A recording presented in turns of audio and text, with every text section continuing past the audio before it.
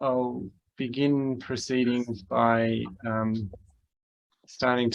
by acknowledging the traditional custodians of the land on which we meet, work and play.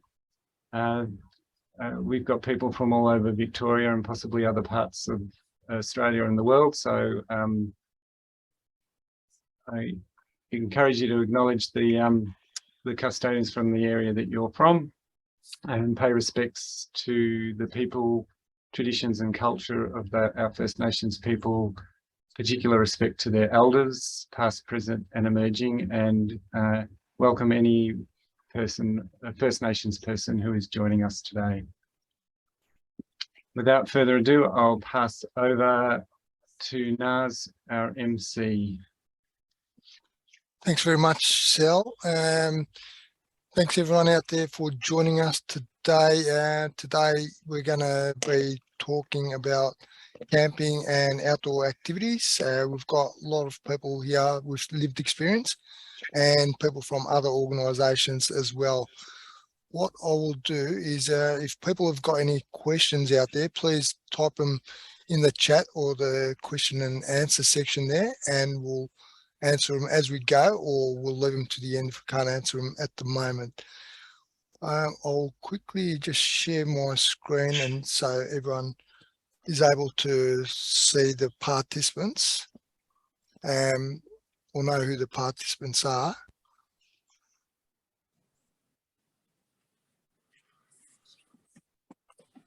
So here it is, what online camping and outdoor activities. So we heard from Sal, my name is Naz from AQA Victoria. We've got Amber Smith from Parks Victoria joining us, Alison von Moger from Tom University Program, Elysia Gustafson from FishAbility, Dave Jacka, Andrew Harrison, Noel McKenner, Lynne Panayiotis, Simon Bibby, Michael Tarulli and Nicole Gosbell from Austin Health. So we'll kick off with quick intros from each other, starting with Amber. So I'll stop sharing and we'll go over to Amber. Thanks for joining us, Amber. Thanks, Naz, and thanks everyone for having me along today. I am the Access and Inclusion Coordinator at Parks Victoria. Are we doing around the table, or are you happy for me to crack on? Yeah, if you Naz? keep going, Amber. Yeah. So, yeah. Yeah, absolutely. I'm dialing in from the land of the Wurundjeri people today, and I'm just going to be quite quick because you've got some really exciting speakers that could probably share some more exciting news and experiences than I can. But I thought today might be a good opportunity as a bit of a conduit between the audience and Parks Victoria so that we can learn and take some information back. That would be my role, but I'd also like to share with you some of the work that I thought you might be interested in that Parks Victoria are undertaking currently as part of the VGO, or the Victorian Great Outdoors program of works. That's the 4 years of investment of over $100 million across the states, really just to improve how people can enjoy the great outdoors, cheaper camping fees, new camping grounds, four-wheel drive tracks, walking trails, the whole suite of improvements across the state. So I thought it might be just a bit of a chance to give you an update on what that has meant for Parks Victoria and what work we're delivering as part of that with our partners as well. So currently what we have delivered, the works that have been completed at the following locations. So we've got the Great Otways National Park, French Island in Fairhaven, Ned's Gully Suspension Bridge as well down at up at Cathedral Ranges from where I am now. And what I'll do is I'll pop in a link so that you can all go and have a look at some of these projects and the upgrades. But look, what we're talking to is a whole range of improvements across the sites, whether that's from picnic tables and barbecues right through to new amenities, trail upgrades, and some of the bigger work too around like the suspension bridge. So there is work currently underway at the moment at Wangaratta camping area and Alpine National Park. We're also upgrading a lot around signage, Talbotville camping area, Alpine National Parks currently underway. Horseyard Flat camping area, Alpine National Park. Bunyip State Park, Peachtree Creek Campground, sort of adjacent to Crowjingalong National Park. I actually haven't been there. And as I mentioned, so there's, you know, from signage through to amenities. What's probably important, I think, for you all to know is some of that VGO money has allowed Parks Victoria to design a new campgrounds facility manual. And what we've done is, what we're trying to do across the state is, you know, build in early universal design principles into all of the upgrades that we are undertaking. And we also have the new universal design policy, the whole of government policy, which has just come out, and that's something that will also be informing how we can make all of our outdoor and camping experiences more accessible to more people. So what is coming up though as well, which would be great for anyone, I'll also include the link to get involved through Engage Vic, or you can reach out to me to provide some feedback if you're familiar with these sites or you would like to contribute some improvement ideas. Cameron's Bend and Warburton Ovens National Park. We've got Lake, I always say this wrong, Lake Hata Campground, Wheels Bend Campground, Lake Bort Wildlife Reserve, Tidal River's a big one that's, you know, a big work in progress, but that will include the construction of a new contemporary amenities block in that visitor centre area, which will have a Changing Places, which is funded by the department. That's probably towards the end of next year. I'm hoping that will be delivered. Lower Glenelg National Park and Lake Elizabeth Campground. So they're just some of the work ahead that we would love for you guys to give some feedback to. And excitingly, in my link over to throwing to Alison, we're currently looking at the Point Nepean National Park facilitated camping offering. So stage 1 will be open in September. And some of you here may have been involved with John Kenwright to contribute to that design late last year or mid last year. So we have some really exciting, we hope, innovative solutions that we're looking at to make that offering more accessible for more people. And one of the things that we're doing at the moment is working with the TOM program to look at the design of an accessible camp bed and what that might look like.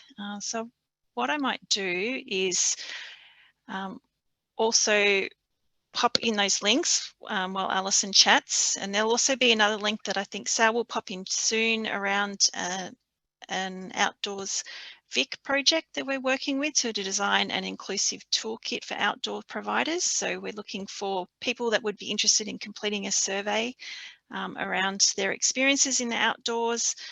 That will help inform that toolkit design. So I might throw to Alison, who can just give a bit of an intro of the TOM program, unless anyone needs to ask me anything at the moment.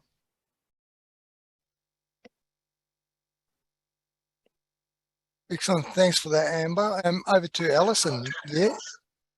Thanks, Naz, and thanks, Amber. And thanks, AQA, for having me here today. So my name's Alison, and my role at TOM Melbourne is the Technology and Innovation Lead. So at TOM, we run programs to design assistive technology for people with disability. And we're, as Amber mentioned, we're working with Parks Victoria to develop an accessible camp bed as part of their Point Nepean National Park campsite, accessible camping. So one of the programs that we're running is TOM at University, and that's where we have some students working with Parks Victoria and also with other people as well, but basically on real world projects to develop assistive technology. So I'll talk about that a bit in a couple of minutes, but just to give you a bit of an overview of what TOM do. It's a global movement that started in Israel and now has communities all over the world. And TOM stands for Tikkun Olam Makers. So Tikkun Olam is a Hebrew phrase that loosely translates to repairing the world.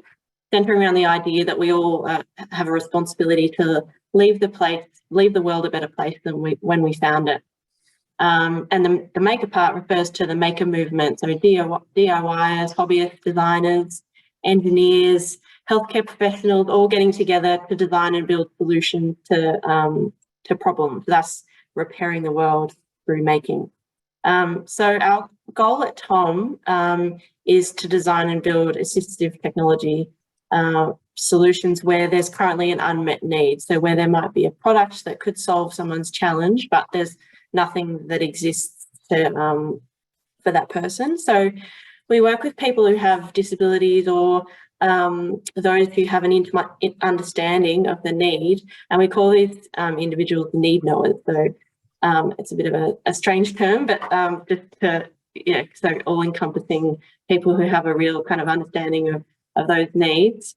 So we connect need knowers with teams of students or volunteer professionals, and together they co-design the assistive technology solutions. So for our TOM at Uni program, we have teams of students working with need knowers over the course of a semester or two to design and prototype solutions that then we provide the need knowers with those prototypes for them to use.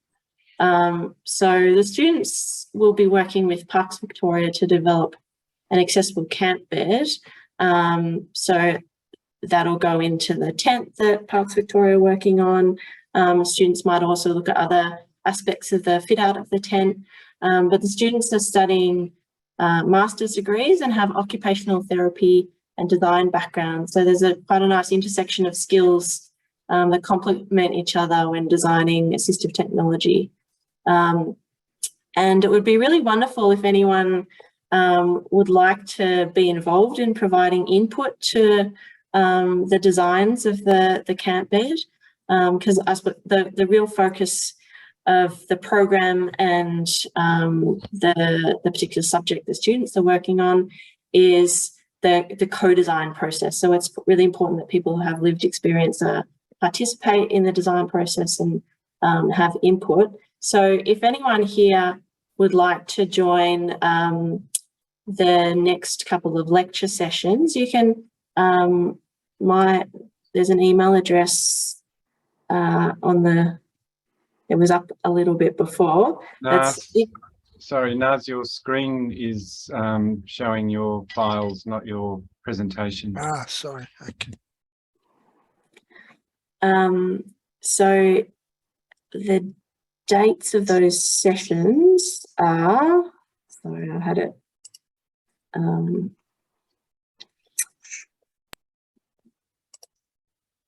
Sorry, I'm just making sure I tell you the right dates. The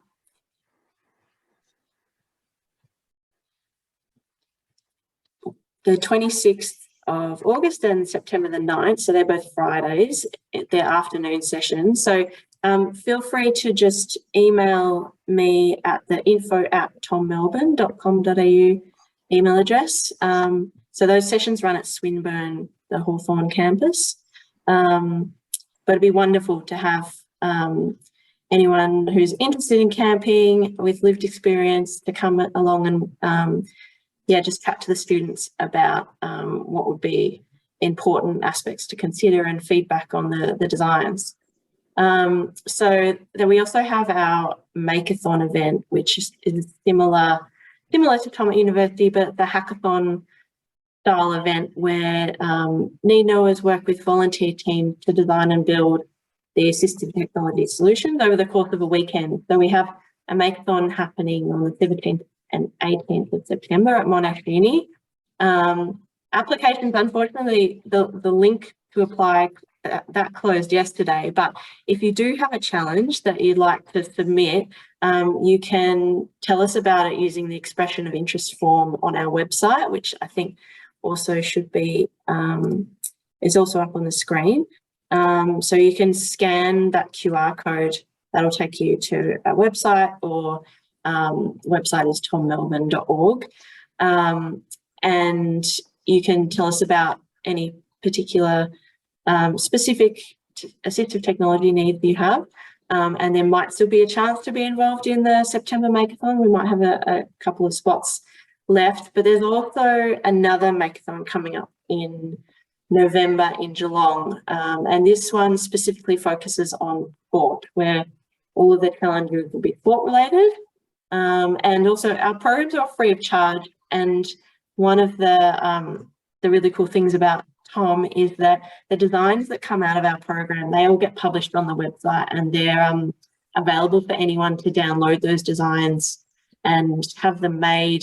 The designs all focus on using accessible manufacturing techniques. So someone, wherever they are in the world, can download the instructions to build the design and have it made by someone local to them. So yeah, really encourage anyone who has any needs or knows someone who might like to get involved to have a look at our website and apply. And that's it from me, unless anyone has questions. We'll see the questions come through. Alison, thanks very much for that. Might go to Elysia now and have a quick intro from Elysia, and we'll scan the questions as they come through as well. There's an early question, Naz. Yep. Which Amber might answer, which is, where was the kayak ramp located? I think in one of your photos. So Amber, if you want, you can type your answer into the Q&A, and we'll let Elysia carry on. Hello, just checking that I'm unmuted there. Got it. Hi everyone, and thank you for having me, guys. Thanks for the invite. My name's Elysia Gustafson, and I'm here representing both the FishAbility Victoria program and our new program that falls within, known as the FishAbility, of which we coined the term actually from the WA program, a very successful adaptive fishing program that started in WA. And so I'm here to talk a little bit, I guess, about that program and how you can get involved if that's something of interest to you. We certainly do invite anyone. You don't have to even enjoy fishing. You might just be curious about it. And it may be a one-off, or it may be a hobby that you actually come to enjoy for years to come.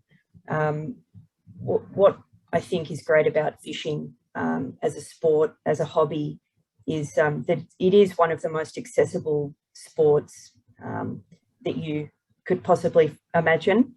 I know a lot of sports can be made adaptive, but fishing really can be done from virtually the age of 3 right up into your 90s.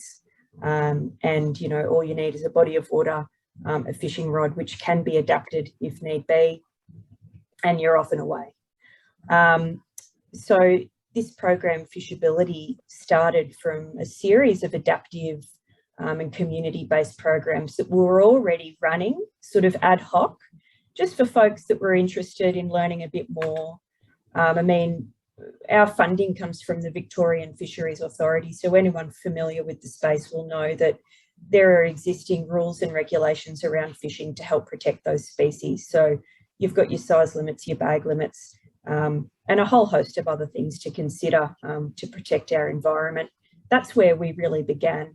And then, of course, we started getting interest from particular communities, aged care, those living with a disability, drug and alcohol rehab, anyone and everyone really that's wanting to participate back in community.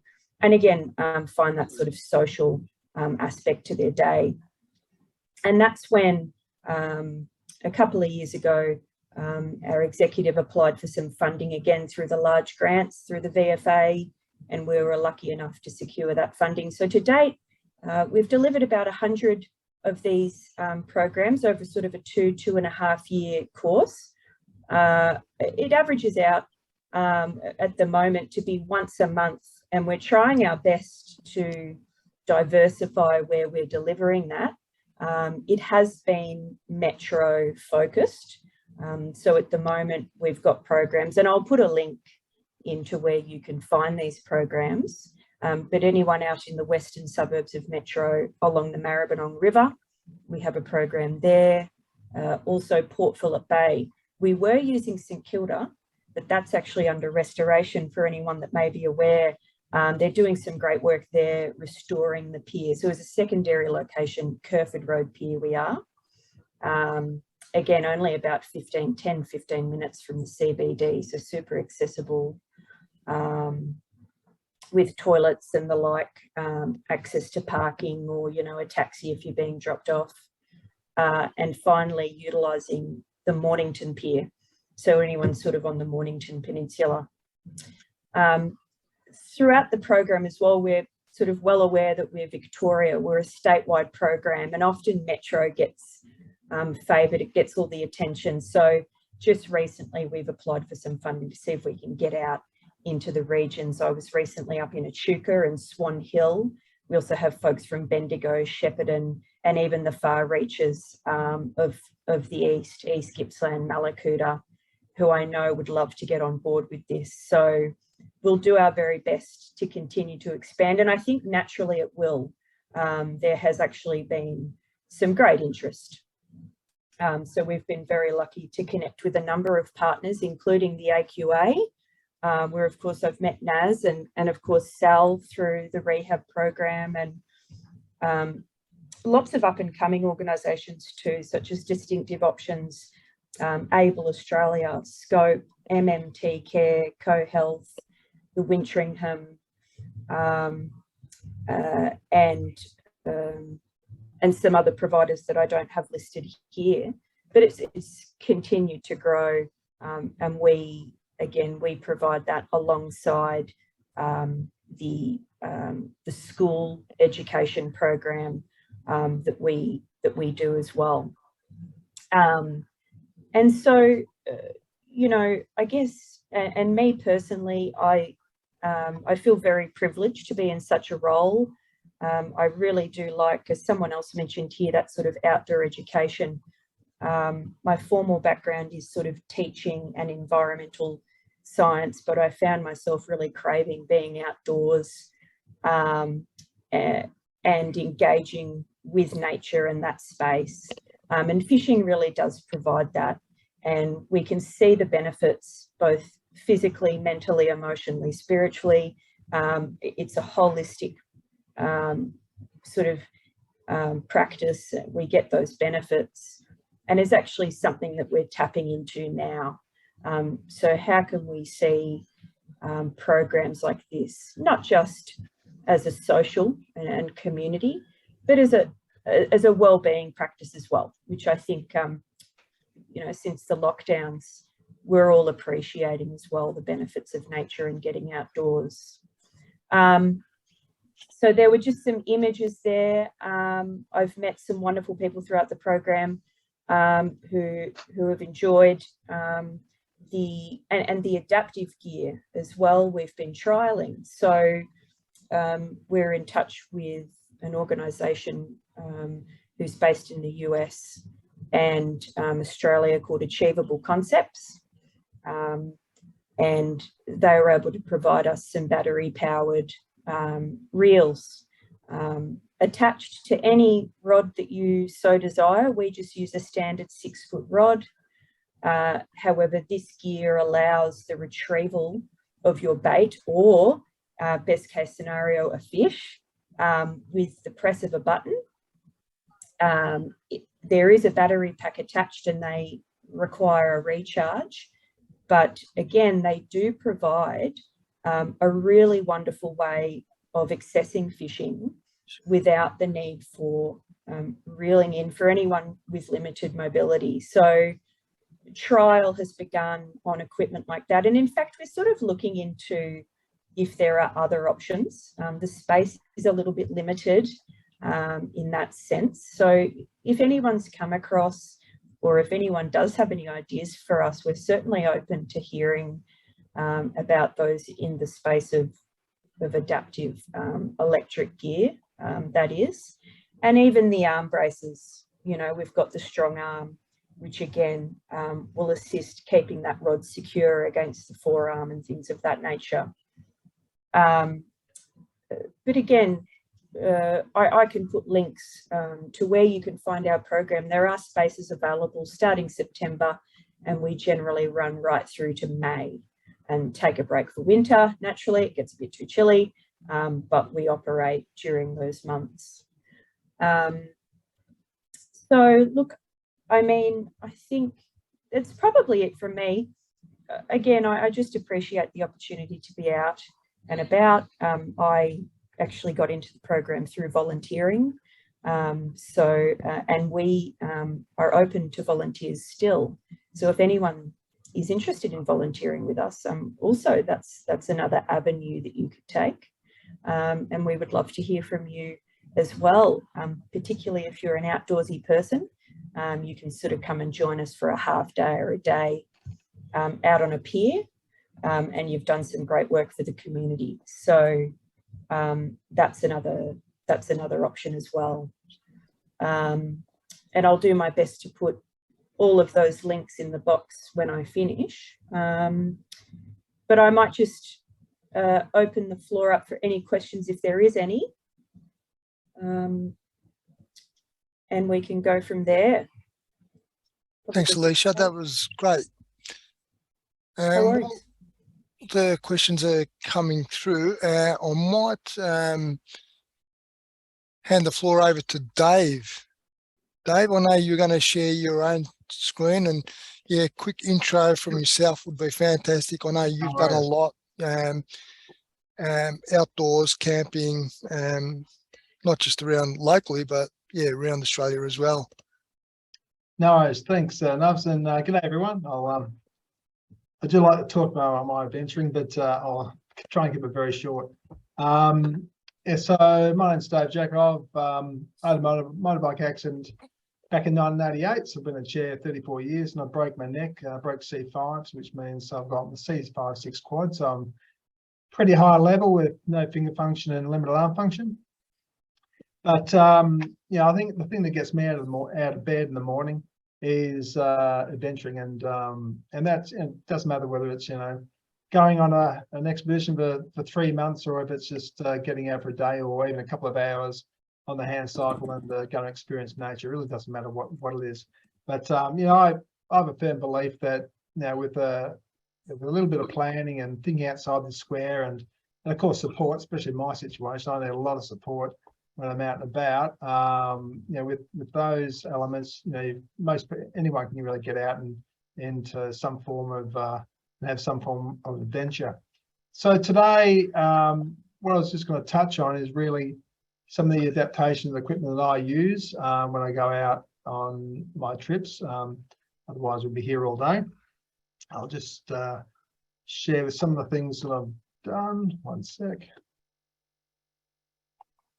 Now, flying is a very big passion of mine, and I've been flying since 2006, and yeah, I've flown solo around Australia back in 2013. But what I really love to do is also just flying out to some of the remote towns, and this photo was taken at Nicole Hotel, which was a little pub in the southwest corner of Queensland. It's about the only, one of the very few pubs where you can land, drive your plane up to the front door, and go in for a beer. Not that you'll ever want to go out and take off again with any grog under your belt. But I'm not going to touch on my flying because I'll be here all day as far as the modifications there. But if anyone's interested, on my website there's a video that shows how I fly the plane with some of my modifications on the inside.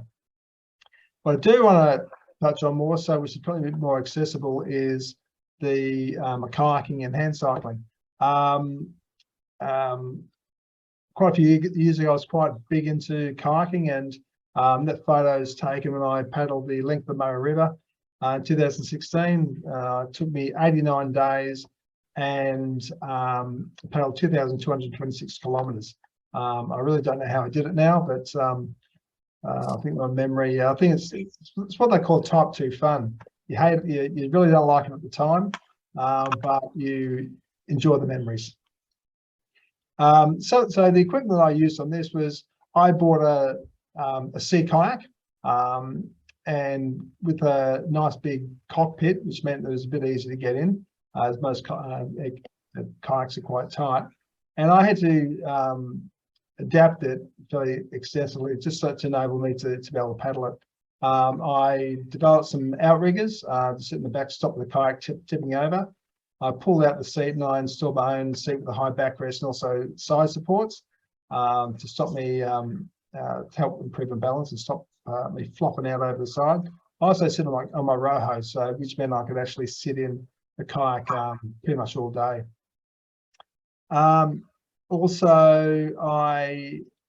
These sea kayaks are basically like trying to turn the Titanic because they're so long. So I use the rudder to steer, not so much the paddle. So I put in a sit puff system. So if I have a tube, you can see up on my jacket there. So if I suck or puff on the tube, that steers the rudder. So it makes it a lot easier to be able to turn the thing.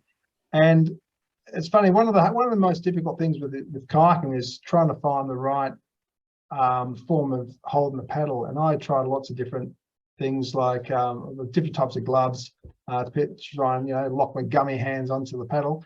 But I ended up coming back to probably the simplest and of ideas. That was just using duct tape because it allowed my hands to flex and because the tape is a bit of give, and it probably I think it simulated more of the natural hand grip that you have when you hold that paddle.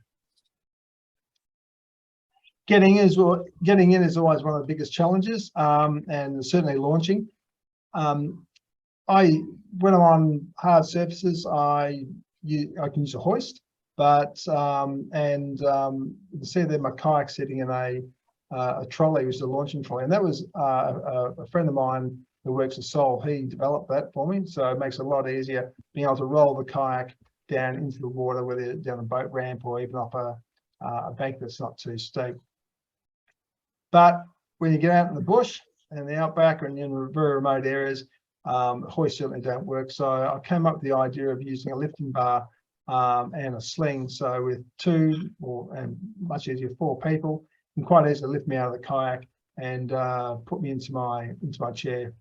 So that made life a hell of a lot easier. And also trying to get into the water is really quite difficult. I know we saw one of the kayak launching ramps. Well, down the Murray and a lot of rivers, there's actually very few spots where you can actually get in, certainly easily. So that's my upgraded launching trolley, which actually floated out on the water, and I just paddle my kayak onto it, and then we'd lock it on and drag me up. And a lot of the banks of the Murray are almost 45 degrees, so we end up using, when it comes to getting out in the bush, you got to improvise and just use what's around. So we used one of the 4-wheel drives of my support team, and we just used to winch me up and down the banks. I made life pretty easy. So I was staying on the accommodation. This is my Taj Mahal, I used to call it. I spent almost 89 days sleeping in this thing. It was pretty manky by the end of it, I can tell you that. But it's just a standard Black Wolf turbo tent, 4-person, and had a lot of hikes. So I need support with carers, both getting in, certainly getting in and up in the morning, getting dressed. So it made it a lot easier for carers to be able to assist me. And I have a cot. I just put a really wide cot, it's about 1 metre wide, and that enabled me to my carers with assistance actually transfer onto there quite easily. Plus also dressing, that sort of stuff. It was wide enough, so it made the morning routine and getting into bed a lot easier. I was sleeping on a self-inflating mattress plus a latex topper, so it was really nice and comfortable. So you didn't get any issues with your skin. When I went camping, I needed to run my equipment, computer, and a few other bits and pieces, like the fan you can see in the front of that photo. So I borrowed a generator. I need to run the generator and power all the equipment that I needed at the time. Plus also when it started getting cold, I hate the cold. I think most quads can't stand the cold. So I had a blow heater that I'd actually put on in the tent. And when I'm getting in the bed, I'd start the generator up, put it in the started going in the tent. When I get in the bed, I'm still nice and warm. At 4 in the morning, my carer would get up, start it up, and that was the alarm clock for everyone to get up out of bed. And the tent was nice and warm by the time the covers came off and had to start getting dressed.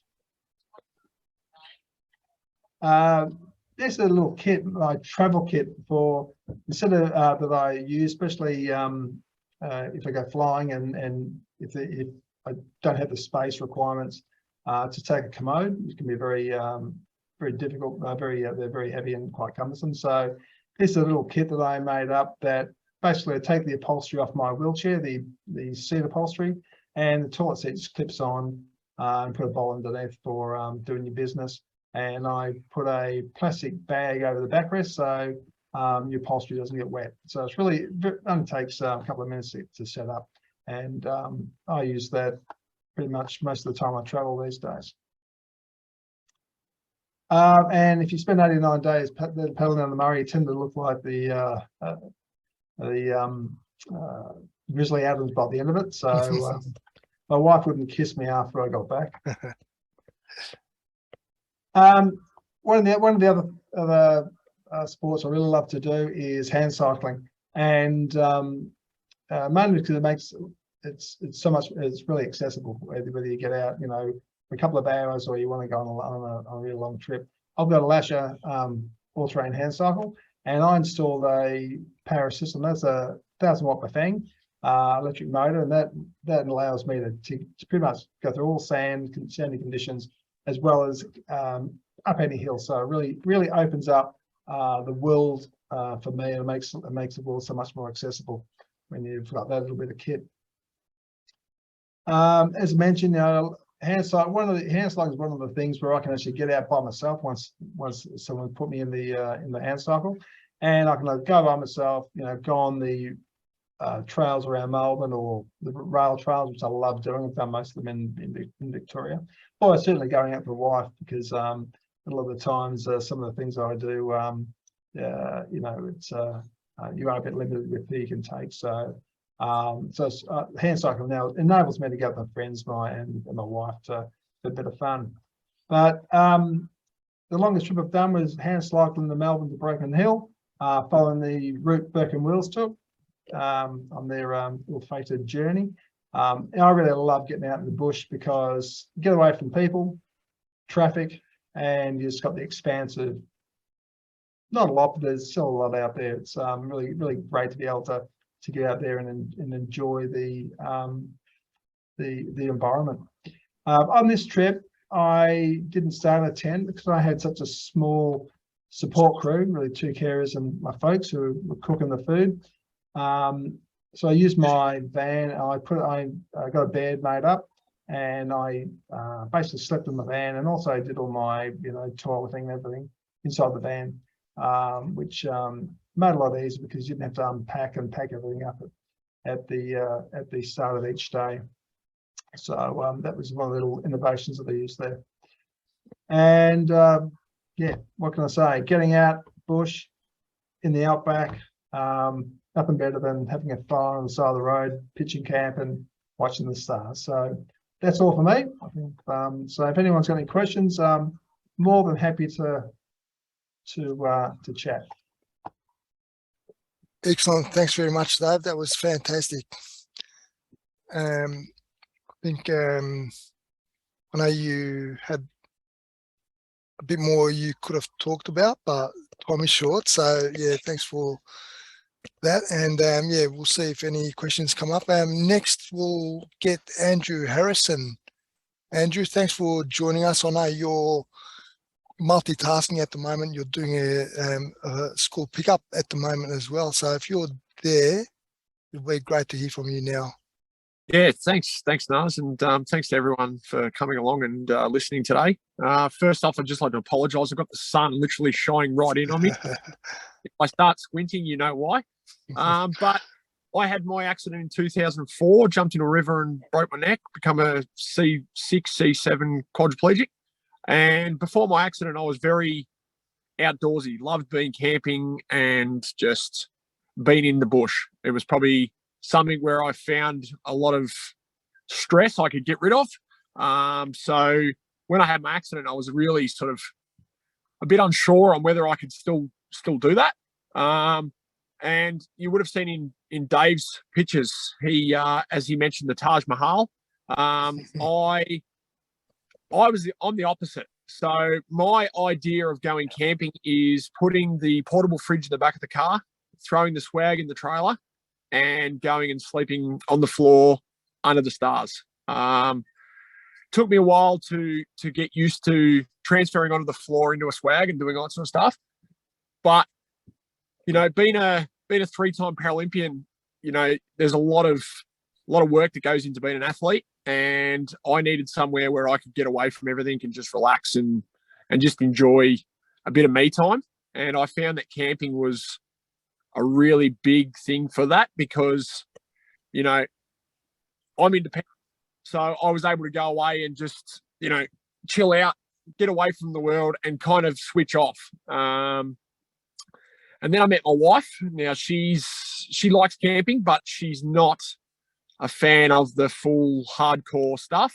You know, before I met her, we would go to places where it's only accessible by 4-wheel drive. There's no phone reception, there's no toilets, and you know that would be our week of camping with the boys. I then met my wife, and we decided that, you know, she likes camping and wanted to do a little bit more of it. So we bought ourselves a camper trailer, and the camper trailer is great. You know, it gives us the ability to go away as a family and spend some quality time out in the fresh air.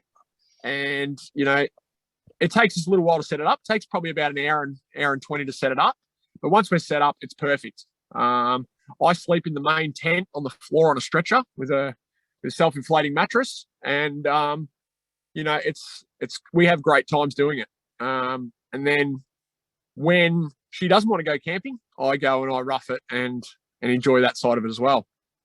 I also love fishing, shooting, hunting, all that sort of stuff. I'm actually taking up clay target shooting at the moment, which is a fantastic sport. I'd only found it sort of probably in the last 3 or 4 months. And you can see there on the photos of me having a go at it, and I absolutely love it. It's a really good sport just to get into, just to have some fun. And you know, you don't have to travel too far. That's the Melbourne Gun Club, which is just up near Coldstream, which is very close for me. So I'm able to get up there and have a go at that. I also love my fishing. There's a photo there where you can see there's the boat in the background. I'm literally there with my swag. We went away for a Christmas trip and ended up with the boat, the swag, the gazebo, and that was it. So we had a great ball there doing some fishing and stuff like that. So I get transferred into the boat. A couple of mates pick me up, throw me in, and then send me on my devices to go around and find the fish, which is a fantastic thing, and I love doing it. And you know, camping for me was something that I wasn't sure I was going to be able to do after my accident. So to be able to get out there and really get back to what I enjoyed, it really just gave me sort of all this energy, and the ability to be able to go out and fend for myself was great. And I mean, as you can see in this photo, we've got the, Naz just moved it off the screen, but there's photos there of the camper trailer set up in front of the fire, and you know, and the ability to be able to get out on bushwalks with my son and take him to places that not a lot of people get to see is really good. So, what else can I tell you? I mean, as Dave mentioned, the heat and the cold can be a really big factor when it comes to camping, especially as a quadriplegic. So you almost need to work out well in advance where you're going, what facilities are available. Is there water to cool down if it's hot? Is there you know, the room to have a fire so you can keep warm at night? So once that's all figured out and you kind of know what you want to do and where you want to go with it, the sky's the limit. You know, there's a lot of equipment out there that isn't so much designed for people in wheelchairs, but you can modify it to use it to the best of your ability. And that's what I found. I really sort of had a big insight to it when I got a job working at Anaconda. I was able to help a lot of people that were in wheelchairs come into the store and really help them to get on their camping journey. and I got a lot of satisfaction out of that. But yeah, I think the best thing that I can sort of say to you guys is just get out there, even if it's in your backyard. Just go and buy yourself a tent, set it up, have a go. If it doesn't work, you look into it, you brainstorm, and you come up with other ideas. And I think that once you get out there and you find something you love, you're gonna want to do it more, and you'll just find ways to make it easy for you. So that's from me. If anyone's got any questions in regards to rough camping or shooting or anything like that, more than happy to answer questions and go from there. Thanks very much, Andrew. That was great. I think it just shows that there's different ways of going camping if you want, and different reasons as well. And the first thing is to talk to people like us guys here, and get some ideas and take that first step, I think. Yeah, definitely. That's the biggest thing, is taking the first step and working out what you need from there. Good. Thanks, Andrew. Well, we'll go over to Noel now. Noel, if you want to just talk about yourself and what camping and outdoor activities mean to you, that'll be great. And we'll keep an eye out on the questions as well that come through. Thanks for having me. Good day, everyone. I'm 59. I broke my neck in 1990 playing football, C6-ish. And sort of before I broke my neck, I was into hunting. I had a pack of dogs, pig hunting and fishing and out the bush all the time, and that sort of come to an abrupt stop. Bloke said to me that I used to do day trip fishing, and he said, well, whatever, we go and try an overnighter. And I slept in the car. I nearly froze to death sleeping in the car. So I said, no, I'll figure out a better way. So I tracked down an old canvas tent and got the tent and figured what I'm going to sleep on. So designed and built my own bed with adjustable legs for variance in the ground and stuff. I'm lucky I've got good kids, good wife. And so we work on that sort of stuff. Now it's the grandkids, just taking them out, spend the days building memories. I've always been camp cook wherever I've gone. You got to get someone to cook, get a fat bloke to cook because he knows what tucker is. So I just do my own thing, and teaching the kids now and the grandkids, they're all having a crack with the camp ovens and gear like that. We're in the process of building a hoist with pneumatic wheels on it, just bump the wheels up a bit to use a hoist. We're all getting a bit long in the tooth to be transferring and knocked about. So then it's just finding a good spot, good flat bank to go fishing and firewood and that sort of thing, and just enjoy it. That's the old rough tent, plenty of room in her. That night, you just drop the veranda down, and that just seals the front off for the wind. And the bed, it's got adjustable legs. They're like caravan jockey wheels. You just put a drill on them and jack them up. It all comes to bed. There's slats on the top, mattress, and the mattress. Just bought a new one. It was a one of those mattress in a box, which worked really well.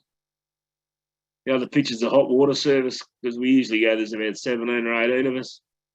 Don't use plastic plates or paper plates, and they get blown around the bush. Use all enamel stuff. So it's just about an all-day process, washing dishes, and it just looks like brekkie happening there on the big pan. But yeah, that's on the go all day. The hot water service, you tip water in the top and it comes out the spout. Tip cold water in the top and it comes out hot at the bottom. But yeah, it's very rewarding. It's 3 of my grandkids are on the autism spectrum. They love it. We went out 4 days a few weeks ago. Yeah, it's a bit of the cooking we get into. Double stacking the podgy pot on top of the camp oven, showing off. Doing roasts and the cinnamon scrolls. My 8-year-old autistic grandson, he loves them. So I said, we'll have a crack, and we made them, and they come out, just me and him. We just needed someone to lift the oven off and on. It's a pretty big oven. And that sort of thing. It's just about getting out and getting kids off electronics and getting their bums out and walking around and doing stuff. And keeping out of trouble, just learning how to help each other out and be supportive of each other when they're fishing. Some are more capable than others, so they chip in and help a bit. Yeah, it's just go out probably 3 times a year if we can. That's fantastic, Noel. And how often do you go at a time?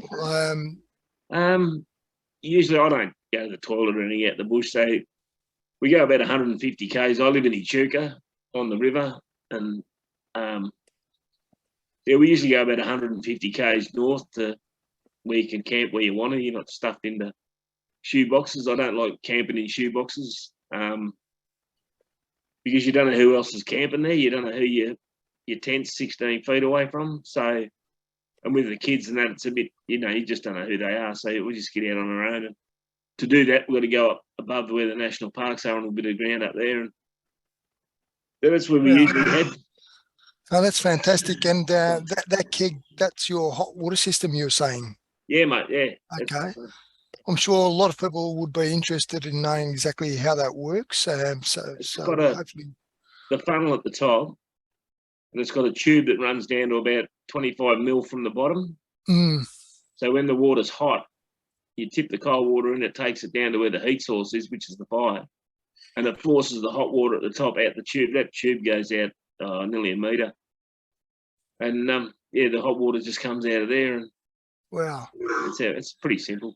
Pretty clever. I didn't actually build that one. I bought that one at a garage sale up here. I used to have one made out of an old 20-litre oil tin they have at the fish and chip shops.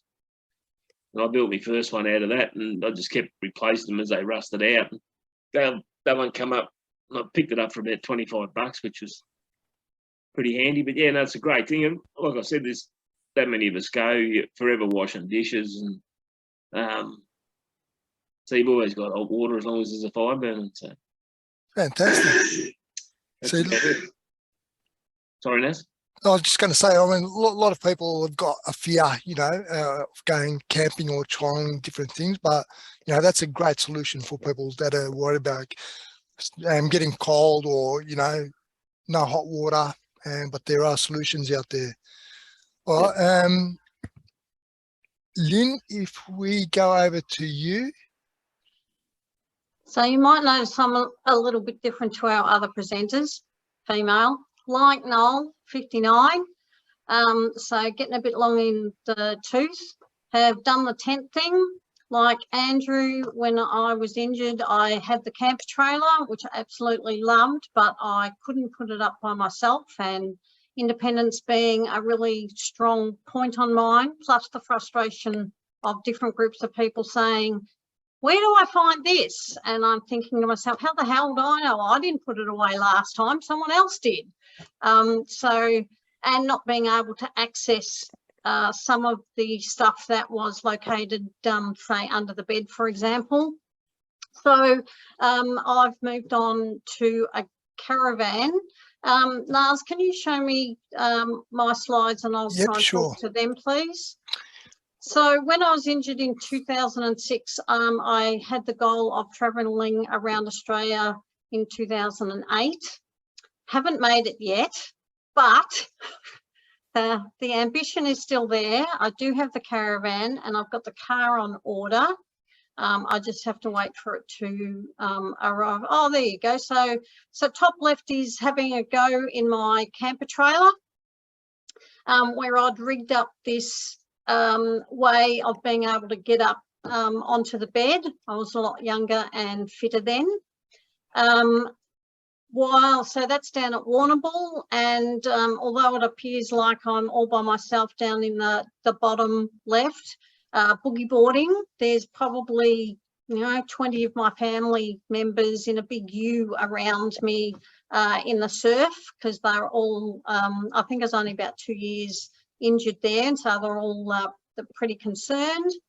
I'll have a go at anything. So I've had a go at indoor bowls and outdoor bowls. The photo where I'm on the hand cycle is actually at the 2012 London Olympics. And the idea was that everyone used all of these cycles to create sufficient energy to cause water to spurt out a fountain that was on a boat in the Thames just in front of where we were. That's probably me getting ready to board for London. I think that's called a striker. It does have a basket that goes on top of it. I choose now not to use that one just because of how long it is and the difficulty in turning it. Love the next lot of photos, please. So we've got some London photos there as well. So I went to not only the London Olympics, the aim being my niece was to play in the basketball team, but she'd done her knee in her last game in Melbourne, and so didn't end up playing, but I went to the Olympics anyway. I stayed for the Paralympics, and the cruise ship there is I went up to the Norwegian fjords in between the Olympics and the Paralympics, and I did that one by myself. So down the bottom you might see that my sister is on my right hand side. I also had some other family members there, but they all went off and I did cruise by myself. And I find cruising, well, except for COVID, really good, because you can set up your room and go to different places. I've had the opportunity to do some sit skiing up at Falls Creek. I love that. On the left-hand side is my caravan, which it's on airbags, so it will drop down, and also a ramp will come out. I notice as one of the people viewing today is Anthony Wake.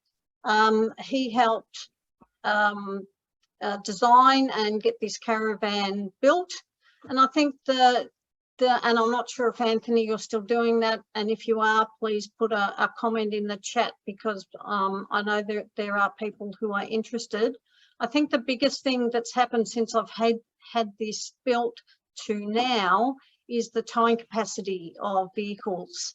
So I've always used a station wagon, and you know, 15 years ago it would be easy to get a station wagon with a towing capacity of say 2.5 tonne, but now none of them will go over 1,800 kilograms. And this, if I really load it, is probably 2 tonne. So a station wagon isn't really suitable anymore. So the toughest thing that I've found is finding a suitable vehicle. So I have ended up with a van similar to Dave's that's going to be modified, and as part of that modification, it's going to have a towable rating of 250 kilograms, which meets Australian standards. And that's the biggest issue, is that you might have a vehicle that says, you know, it'll have 120 kilograms, and Hayman Reese will say, well, I can put on a tow bar that'll be 250 kilo rated, but come an accident, you have to base it on what the car manufacturer says. So by having an additional compliance plate added to the vehicle, I'll be able to tow, and I intend spending my long service leave travelling around Australia. Some of the other things that you might notice, on the front there's an electric jockey wheel. At the time, this had hydraulic stabilising bars, but I've chosen to take that off in an aim to reduce a little bit of weight, and I've gone with just regular drop-down legs that I can use a drill to do. And I'm also looking for a different type of awning that will be an automatic out, and, you know, if the wind comes up, it'll pull itself back in. And now that I'm getting a little bit older, the design of the van is so that I can pull up and I can set this van up by myself. And so I have travelled to up to Canberra and stayed for a week by myself. you know, hooked it up, got it up there, unhooked it, set it all up, did everything that I needed to do, which means if I want to travel by myself, then I can, and that's really important to me. So now the other thing that I'm looking at is getting a lighter design of ramp, and a ramp that I can extend just to reduce the angle of the incline should I, you know, be on an uneven surface. Do I have any other photos? That was it, Lynne. Okay, then thank you very much. Excellent. Thanks for that. Okay, I've got a couple of questions for you as well, but I might hand over to our next guest, who is Simon Bibby. Simon, if you're there, it'd be great to have a bit of an introduction from you. And I know you're pretty new to camping, and only recently you went out a couple of months ago and done what I call proper camping. Yeah, thanks, Naz. Good day, everyone. I'm Simon. I've and a T11 para recently, really only 2.5 years ago. It was a light, a basic motorbike accident that left me with some significant injuries, which we found out now were actually osteoporosis, and that's why I had everything shattered, but there wasn't a bruise on me and didn't even rip my shorts. But anyway, that's enough of that. But yeah, look, I used to, well, have always been an outdoors person, sailing, boating, windsurfing, skiing and whatnot there. And this was certainly become a bit of a frustrating thing for me, being bound to a chair. My job was a telecommunications rigger prior to injury, so I was usually working 100 metres above the ground on a tower I'd climb in regional Victoria. But so again, being frustrated, I wanted to get away, but I'm very new to this, and so last year I tried to go with a few mates, but I was very apprehensive, mainly just through, the initial shock of having a major change in every function of your life almost, particularly morning care and things like that. But managed to get across that, and I look again, like Andrew said, and Noel has there. Look, I like to rough it. I'm now basically camping what Andrew would know was a dune bunker style of cot. So it's like a swag on a stretcher with about a 600-700 mil roof above you, so you can sort of sit up in there if you need to. But it's great for getting around. This photo here, was the trip I went with a friend and his Hilux there, and he actually had a tow behind camper. It was only as big as a bed, as a queen size bed, and he let me sleep in that, and he went in the rooftop tent. So that definitely wasn't roughing it. It was really easy, but it was a nice trip to Kendall's campground on the Rubicon River near Halqua, I think it is, or Mansfield. And yeah, that was a Park Victoria campground, so there were lots of little bays where you're still fairly close to people, but you sort of still had a bit of privacy, and that was great, just to get out, cruise up and down the river and whatnot. I've got a Bartec scrambler for my wheelchair, so I was able to go along the river trail a bit, and you weren't so much bound to just this flat bit of ground around you, and that's it. There's another couple of shots there. The one on the bottom right, obviously with this friend, we were at the top of one of the lookouts, went for a tour. So certainly having a good support group of just good friends around you that most of them are generally I find are willing to and go above and beyond what you'd normally expect for someone to help. They're just great. So he was he's a veteran, been to Afghanistan, and he's sort of got his own issues that he's dealing with, as most returned servicemen are, with a few injuries and PTSD after the trauma he's seen. So we bounce off each other quite well with certain sort of issues. I'm working in Melbourne, so I live in Bendigo, but I'm working in Melbourne for a business, and that bottom left picture is a bit rough, but right in the corner is the camp, or the cot that I'm sleeping in.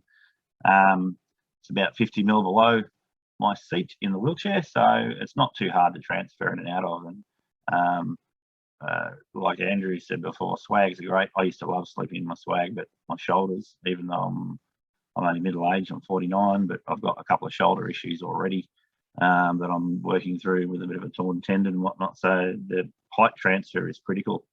Bunker, the bunker I'm sleeping in there is a dune product from Anaconda, and haven't actually taken it out bush yet, but it'll be fine. It's a double one, so you've got two sort of narrow positions for sleeping in for people, so it's not overly that wide for the bed, but you do get the room for your clothes and things like that. It can all stay dry. Yeah, over to the right a bit there.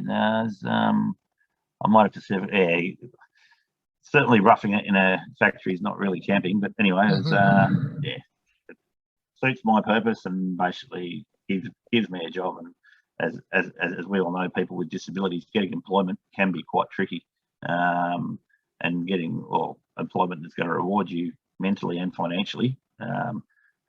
This is what I've found in Melbourne, so that's quite good. But we plan to do a high country trip again in the next few weeks.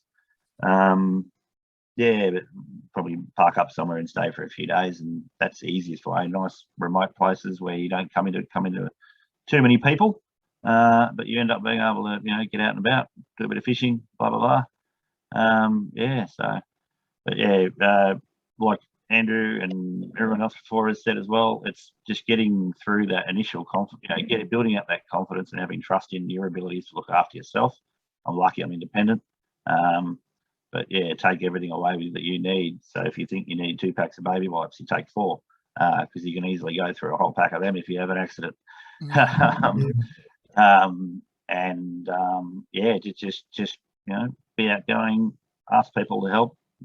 Everyone's usually more than happy to go, and more go above and beyond helping what your average person would do, because it's I find a lot of people in society are a lot more inclusive. Well, they're very inclusive now, and they try to include you and do help you, but and also try and do more on your own, because quite often, although they want to help, they can hinder you. Yeah, that's right. But you made a couple of really great points there, Simon, about there's people that want to help or willing to help. It's just you accepting in your mind that people don't see you as a problem or hard work or anything like that. It's just a matter of wanting to go. I can see a couple of things you've got there, a couple of add-ons for your wheelchair too. You've got off-road wheels, I think you put on your day chair when you're... Yeah. So when fortunately the team at the Austin at the Talbot, when I was there, I can't speak highly enough of the whole crew, between the physios and the OTs, for example. They certainly helped me get what I wanted. It did take almost 18 months to get the actual scrambler, the attachment for the wheelchair, but I've got that now. I've got a G-Trike on order that's hopefully here next month, Bryce tells me, from Melrose. Yeah, just the other reason for the Bartek Scrambler was I live on 10 acres, we're building a house. I was on a builder, but I had to engage a builder because trying to keep partner happy, my wife happy. We wanted to get into a house soon rather than 4 or 5 years for someone in a wheelchair to try and build. But yeah, this enables me to get around the property. I have access everywhere. You do get a bit muddy sometimes, but again, you can get out and about. And Naz has put a picture up there that I sent him of some of the work that I've been doing in Melbourne at a business. So we do fit outs for rooftop tents and wiring on 4-wheel drive vehicles and trailers and things like that. So this is a jack-off camper that's full lithium powered. You can run induction cookers and things like that off it if you want to. So we're trying to get away from gas, naked flames.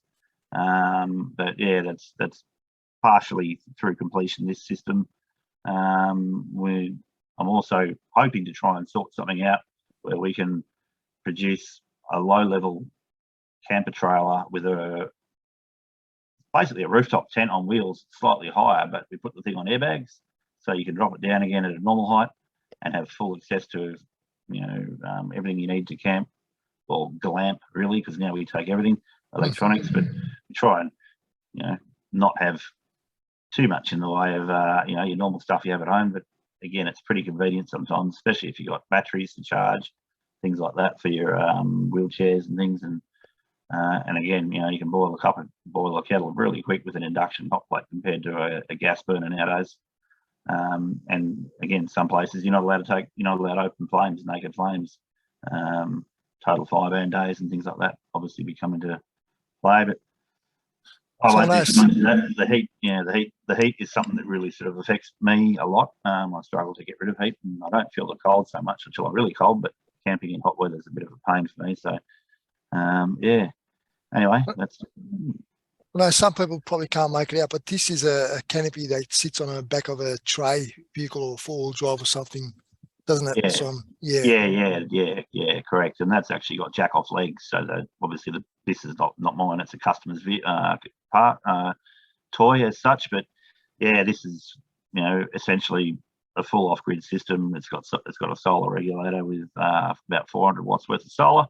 So you can charge batteries fairly fast. But yeah, lithium battery in the canopy, and then 2 obviously were in the vehicle as well on top of the factory starting battery.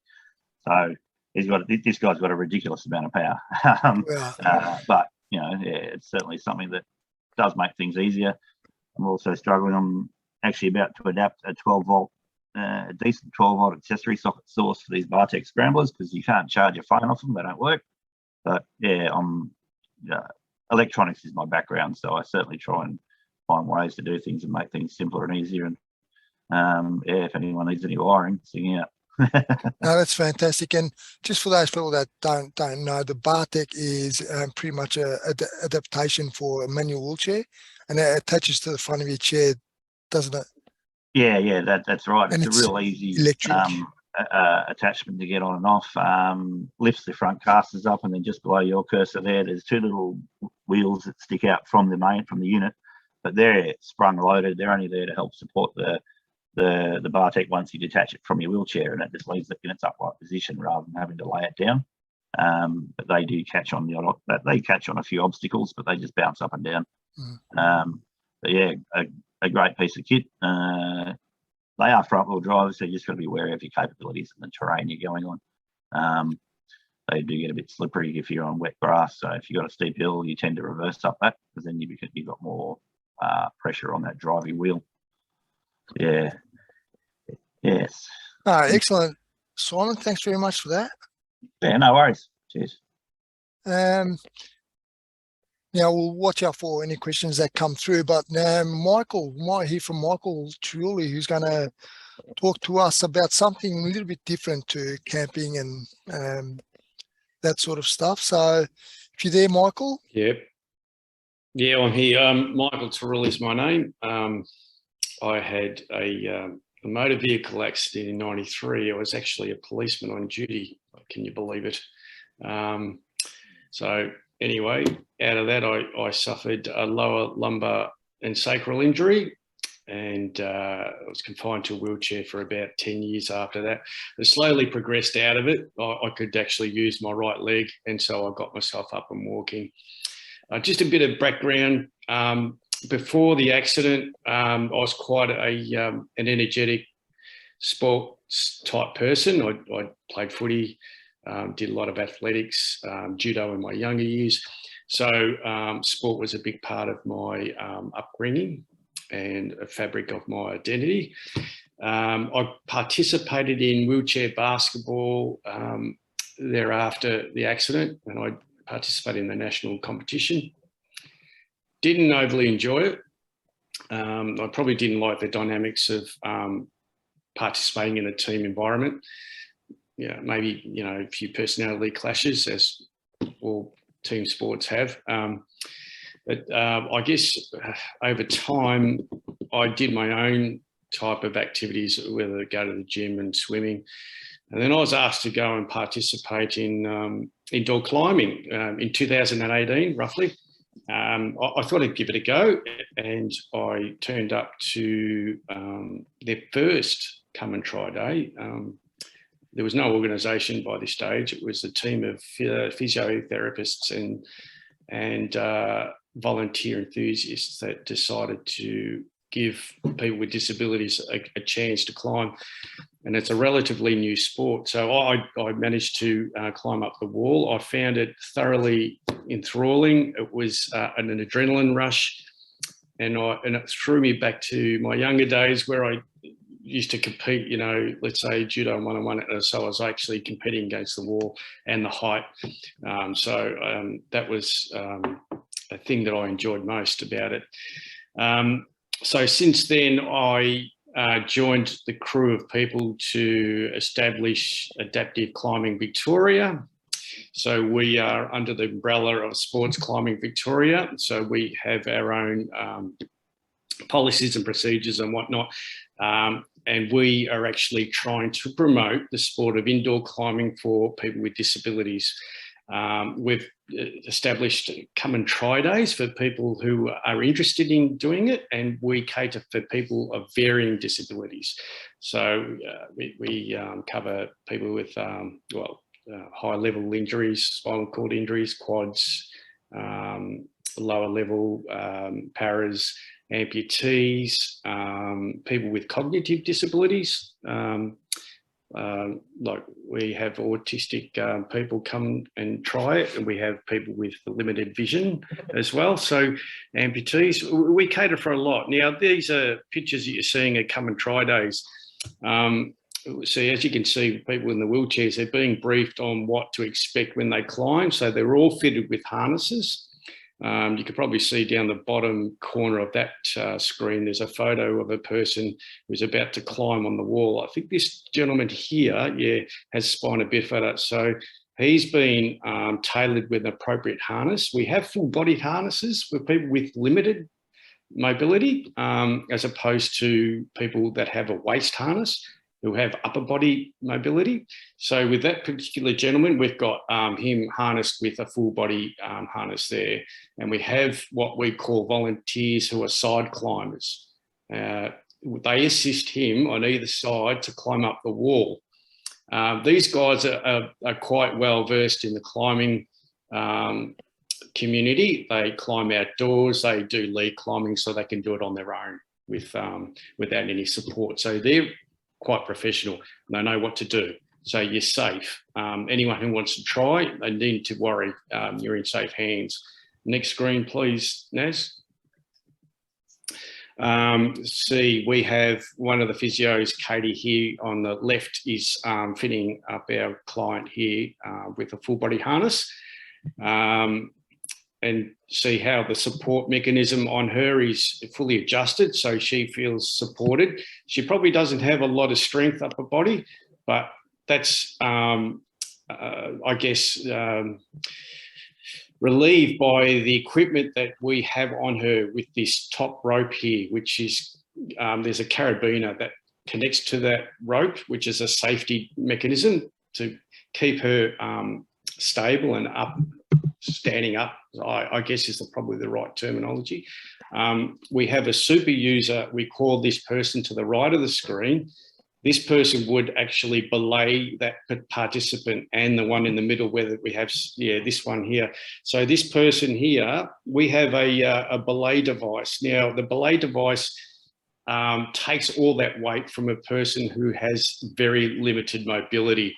And that there's a braking mechanism which actually enables, if the person can't keep going up the wall, or they need to pause, we go, okay, no worries, we'll pause and we'll have the safety mechanism locked there so the person can just stay there. This person's got an extra leverage there as it coming from her waist and attached to the carabiner, just for that extra support. We don't normally have, as much equipment as that for normal climbing, but in this case, we need extra braking mechanisms and holding carabiners so the person is able to be supported. The person in the middle there, Sam, he's probably the most limited of all people that we've had climb the wall. Now, he's barely climbing, but he does still use his fingers and hands, as you can see. And each person has fitted shoes, climbing shoes, to climb. So they've got grips on the end of there. So look, at least he can get the experience of climbing. He can go probably up halfway the wall to get that experience of climbing. So, and by the time he gets down, he's exhausted. So he's actually working his body parts to the maximum. I get feedback from people. There's me sitting right in the middle. I probably just had a climb, so I'm having a drink. I get a lot of people giving me feedback that they want to come back for more. So what we do, we're going to try, there's no such, we don't have our own gym, unfortunately. We utilise the gyms that are operating independently. This is, we're seeing now is North Wall, situated in Brunswick. We've got other gymnasiums that we want to perform our come and try days, one in Blackburn in September coming up this year. What we want to do is work with the gym so we can actually have a window of opportunity where we can have repeat clients come back and climb with volunteers who they've actually had established a rapport on the day. So we've got a Facebook community that we liaise, and we'll say, let's say a guy who's come to a come and try day and he wishes to participate. Okay, so Monday afternoons, we've left a window open for between 4 and 6 to utilise a gym so we can get the volunteers can help us out to climb. So the guy who is disabled would put out an invite for anyone to come and help him to climb, and the volunteer would say, yep, I'm up for a climb. What time would you like to come down? You know, between 4 and 6. So unfortunately, the only hours at the moment that we can only work with the gyms because they're operating for profit and for the larger, broader community. So that's where we are at the moment. This sport is still young. We're going to try to push for the Paralympics. We do have a few people that are representing Australia at the moment who've travelled international to compete. There's Sarah Larkham, there's Araminta McLennan. I'm going to participate in the Nationals in November, so I'm going to give it a go, but they're still working out the classifications because not enough people are participating in the sport, so they're grouping the classifications quite broadly, which would probably be unfair on some athletes. So that's the situation where we find ourselves at the moment.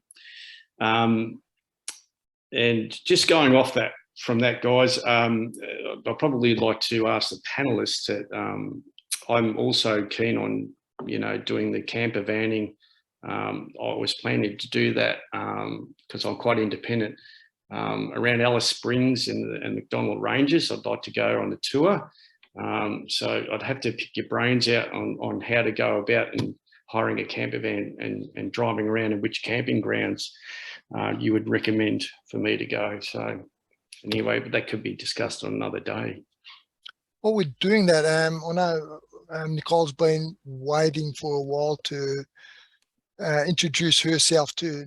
Nicole's from Austin Health, and she's a leisure specialist. So Nicole, if you're there, it'll be great to hear from you. Hey, thanks for having me. Yeah, I'm Nicole, and I work with Austin Health, the Spinal Community Integration Services team. I'm the leisure specialist. I've got a background in outdoor recreation, outdoor education, environmental science as well, and I worked in that industry for quite a few years prior to my current role. Yeah, I love working with people, getting them back to what they used to do, or look at new things. So the whole area of outdoors and camping is so broad, really, and the way that people participate is so different. And we've already heard from Dave and Lynne and Harrow and Simon and so many of you people that everyone does it differently. There's no right, there's no wrong. It's kind of taking the time, I think, to think about what you want to do and how you want to experience it. And looking at what options are available to you and what resources you have. There's a bit of finding the balance between the time you have available, making it work with your friends and your family or yourself, the time you have off from work, what's your financial situation? What supports do you need? What equipment do you need? Some things you might already have.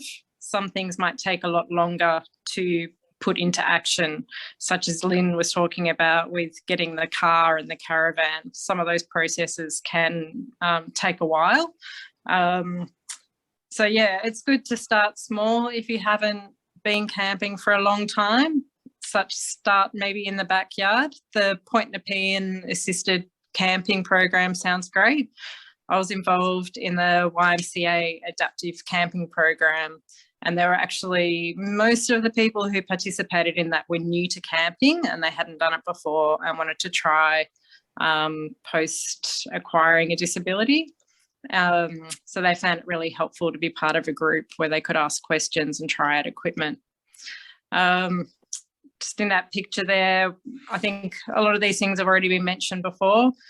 There's the off-road wheels and the free wheel, a stretcher, which some people find really helpful to put a swag on top of a stretcher, or I think OzTent have an RSR1, which it's got some tabs on the stretcher, which you can hook in either the OzTent or you can hook your swag onto as well, just to keep it stable. And then that height just allows for easier transfers if you struggle with floor to chair transfers. Just put a picture of a hoist there. Some people needing to use a hoist to get on and off their bed, and some of the stretchers don't always allow for that to happen, or if you're on a mattress on the floor it can be difficult to do that, so it's good to think ahead of time. And that was definitely a word that came up with a few people, was just to think about the planning and to plan ahead for the activities and for the equipment and what you might need, and in case you have an accident, or yeah, just thinking through some different scenarios. We got there, someone's doing a chair to floor transfer in a tent on the ground, which isn't going to be suitable for everyone to do, but if you can do it, that's an option. I think that was what Simon had a photo of, but we couldn't see clearly. I think on the next Nicole? page, maybe there's another one that I've got of a tent on a stretcher, top right-hand corner.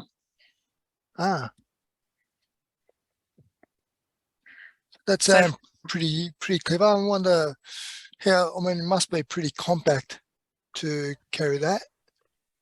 So yeah, that's definitely a consideration too. It's all well and good to have that bottom left-hand tent is quite large, so you need to think about your equipment too and how you're going to transport everything, particularly if you're using a commode or a hoist. A large tent, it's not just, you've got to get it to where you're going as well, along with people and luggage and yeah, and if you're also going to do an activity such as cycling or something else, or kayaking, it's, yeah, thinking about transporting everything. There's a top left is a teardrop camper. This is one from America, and I have seen another one in Australia, but it was very expensive, but it's got a very large kind of door opening, and that looks at quite a good height as well for transferring into and I've seen those with a rooftop tent on top as well. So if you have kids as well, you could have more people staying, and that's got a kitchen at the back designed for wheelchair users, that particular one. One on the bottom right, Nicole, Yeah. What's that look like? I mean, we're looking at it from the back side, but looks like it's like a triangle or something like that. The entry is from the other end. Yeah, so that's just roughing it, just a tarp. Okay. So yeah, Simple. so some people might rough it in swags, and some people might like to rough it just under a tarp as well for your shelter from the sun or the elements. And I think in terms of just any camping, you need to think about warmth and the heat and whether you've got shade. And in a tent as well, for keeping yourself warmer, things like insulation. So if you've got your mat on the floor, it's different mats have an R rating, which tell you how much insulation they provide and how much warmth that will provide for you from the ground. And again, having that on a stretcher helps, or having insulation across the whole floor of the tent can help as well. But yeah, definitely a consideration for warmth, and the same with the type of sleeping bag you use as well, and how you move, and if you need pillows for support for your body, how can you use the zip to get in and out. It's good to, yeah, go into shops or try out these things before you go camping. I've certainly borrowed a tent before from someone and then woke up in a puddle of water, and I made the mistake where I hadn't set it up before I went to check all my gear properly. So if you are borrowing gear, check it out before you go. Make sure you've got all the pegs and poles and there's no holes or anything like that. Especially if you haven't been camping for a few years and your gear's been stored away in a shed somewhere. It's good to check it all out and make sure it's in decent condition. And also, sorry, just to jump in there, when it comes to buying equipment like sleeping bags, after a spinal cord injury, you actually, when you sleep at night, your blood actually cools down colder than an able-bodied person. So when it comes to buying a sleeping bag, you always want to go with a lower rating temperature to keep you warm, so that your body doesn't drop below and then you get cold. So if you can cover that section, you'll have a good cozy night's sleep. And also, just back to the tents that were on the page before, the one in the right-hand corner, I had one of those when I first started, and it gives you the ability to get out, camp. You've got your own like little quarters, sleeping quarters, and it also gives you the ability to keep your chair under cover if it does rain overnight. You don't have to try and put it in the car or anything like that. It gives you that ability to not transfer to the ground, but still able to get out and camp and enjoy it. That bottom left one there too, that's an air, on the previous page, that's an air pole tent as well. So on the adaptive camping program, some people tried that out and they quite liked being able to just pump up the poles instead of putting together the pole and threading it through and trying to reach. So that's another option as well. But I have put up one of these myself too, and it was quite heavy and difficult to pull up as well. So, and I definitely needed someone else to help with that. So even though you can pump up the poles, there's still other parts involved. So just a consideration. So yeah, there's a teardrop camper with the rooftop one. Top left, that was on adaptive camping program, someone just getting out of their chair, just putting pegs in the ground. And I think if you're choosing a tent, I think one thing that people were mentioning before is they really enjoyed the independence. So it is thinking about your situation if you're wanting to be camping or traveling by yourself. Are there going to be people around where you're going? If you can get help if you need it. Yeah, just kind of working out what you want to do yourself and how much you want to do it, or if you need people to help. A modified van up the top and a camper trailer down the bottom. That one down the bottom, that's got like a separate toilet shower sort of thing. Some people, that's a common question that comes up, is about personal care when people are camping. And there are so many ways that I've heard people have done their bowel care, whether that's in bed, in a hoist. Jacka had the insert for his wheelchair. Other people might use some kind of commode over a bucket, or a campground where there's an accessible toilet. So it's really what works for you, and everyone has so many different ways of doing things. So it's good to talk with your OT if you've got a community OT if you need something specific to meet your needs. Nicole, that's one of the reasons I went to the caravan. It's got a toilet and shower in it that's had an insert to make it level with the floor of the caravan, so I can transfer comfortably onto the toilet, move my chair out a little way, pull around the screen, and when I've finished on the toilet, a bench seat comes down and I just move straight over onto the shower. Yeah, and so basically I've got a travelling bathroom. Absolutely, and that's fantastic because then you're not reliant on what you can go wherever you want to go with that, and you're not having to leave your caravan when it's freezing cold or trying to get around and carry all your things as well. So it is a good option if you want to go that way. There are different gas heater systems as well if you are roughing it a bit more, if you're wanting to warm up water that way.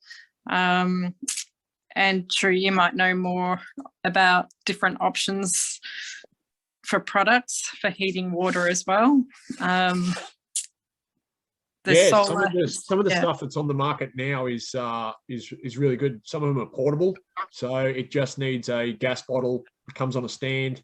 You hook some water up to it, and you've got instant hot water. So they're an option. A lot of four-wheel drives are now starting to install those, and I think they're the same in caravans, where you can basically pull up anywhere and you've got water. We've got a question from the audience, Nas. Ian Douglas has raised his hand. Would this be a good time to let him speak? Yeah, we can do that. Just while we had Andrew, Andrew, someone asked, do you sleep on a self-inflating mattress or? So when I first started, I was just sleeping on the one provided in the swag. I think it was around about 50 mil thick. It was okay, but I then went out and bought myself a self-inflating to put on top of that. So it's around about 150 mil now. So it's quite comfortable. And it's been working well because you know pressure areas are always something we need to look out for. Yeah, I mean that's one of the biggest things that you don't want to get when you're out camping, well, at all really. And you know, having that certainly takes that off the back of your mind. And you've still got to be wary of it. Know that you can't, like when you're in bed, you can't sort of spend as much time as you probably would on that one spot. But if you keep it up and you just keep moving, you'll be fine. Yeah, just on the mattresses, there are quite a range of thicknesses of self-inflating ones, and some of them are flat, some of them have ridges. There's also a product called a repose mattress, and I think Independent Australia might stock that. I'm not 100% sure, but I think it's like a gel or an air kind of extra layer as well. So that rolls up into a tube. So I know Dave talked about using an extra latex layer on his mat as well. So there's some different options to look at, particularly if you've got more sensitive skin, and even try it out at home before, or just do a one night to see before you go away for like a whole week. Just check out if there's any issues that you need to make adjustments. Can I ask a question? I, for example, don't know where to go and shop for equipment or to look out for resources and get this information. Does Amber, you may be able to answer, or Nicole, does Parks Victoria or is Independence Australia have equipment or resources for people like with disabilities wanting to know where to purchase equipment or as such to go and camp? From Parks' perspective, Michael, probably not for purchase. We probably wouldn't be much help.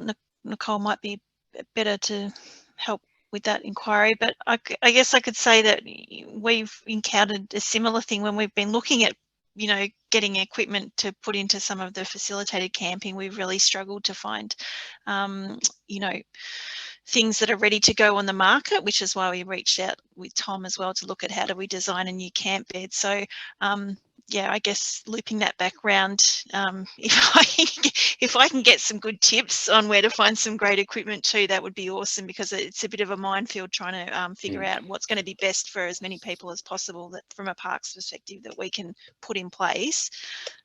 Yeah, I guess it's probably intimidating for the layperson, not knowing where to look at and where to search. Yeah, 100%. I think Yeah, 100%. I know Simon mentioned a couple of companies, as did Andrew Harrison. A couple of outdoor camping places, I think. The caravan and camping shows that are put on quite regularly are really useful to go to. A lot of manufacturers are trying to move to be more accessible.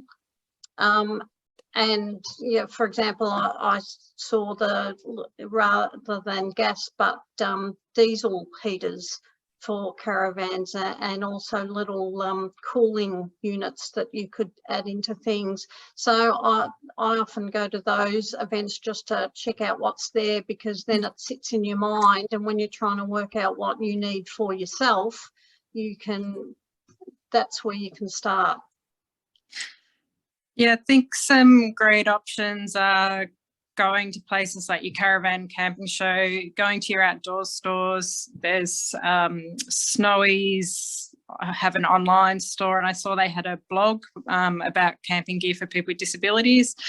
There's Anaconda, there's Tent City, there's BCF. There's quite a few where you can go in and look at gear and ask about camping gear in general. If you're looking for more specific disability-specific information for what you might need, perhaps peer support, AQA peer support, or the spinal injury Facebook page, or there's an adaptive outdoors Facebook page as well. If you're wanting some specific information, your community OT or physio might be able to help. An assisted program like the Point Nepean camping program. There's also some companies like Access Adventures, Geelong Adventure Services, and they can provide guidance and disability-specific guidance in developing skills for camping and outdoor activities as well. And they have some gear as well. So if you've never, and People Outdoors, I think, do some camps as well. So if you've never done camping before and you don't have friends that you can talk to about it or borrow gear, then there are some options out there. Yeah, and I'm happy to ask questions and get in touch if needed. I think we've got Tim Marchington. I think many of the guys here would know Tim. Solve Disability Services as well. They custom make things that aren't commercially available. So Michael, if you're after something and you can't find it, you get in touch with Solve. We're going to put all these details out later as well, when we send the information to everyone who registered. Yeah, Solve's a really good one too, if you can't find anything that's commercially available. Sal, you mentioned Ian had a question to ask. I might give him permission to speak that out, or are you able to do that? Well, I did, but he seems to have gone. So I think his hand has gone down. So Ian, if you want to speak, pop your hand up again. In the meantime, Simon's put his hand up. And then we probably should look at some of these questions on the QA. Yeah, I know we've gone over time, so some of the panelists might want to go. So if we quickly go over some of the questions that have come through. Okay. So this one for Amber. Ashley Morton was asking about where she could, where they could suggest other places for that accessible canoe ramp. Yeah, absolutely, Sal. I replied back to Ashley, but if I'm happy to put in an email, I just provided an email address, so if she wanted to send through any suggestions. But otherwise, anyone can just jump Yep. onto the Parks Vic and pop in some comments on the contact us, and that will come through to me as well. So happy for Okay. any feedback from anyone. Okay, that's great.